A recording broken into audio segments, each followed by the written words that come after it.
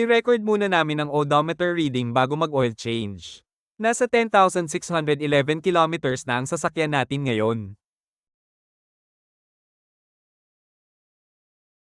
Dinala namin ang sasakyan sa Kia para sa scheduled maintenance service nito dahil lumabas na rin ang reminder sa dashboard.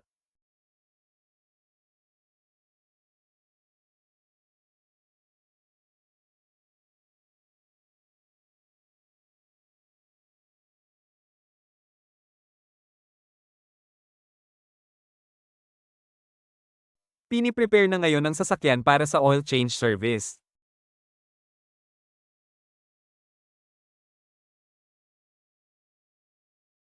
Dinidrain na ang lumang engine oil para matanggal ang mga contaminants at worn out na langis sa makina.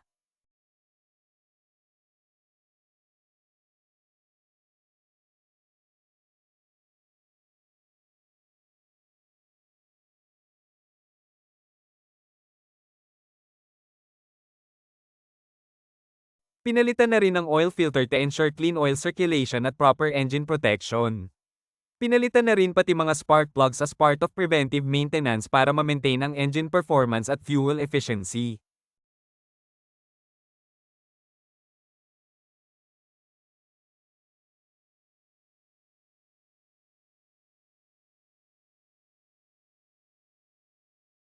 Binubuhos na ngayon ng car tender fully synthetic engine oil sa makina.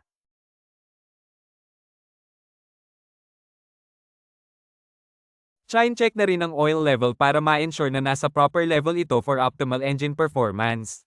Makikita nyo naman ang clean and clear na oil color after ng oil change. Complete na ang ating oil change service.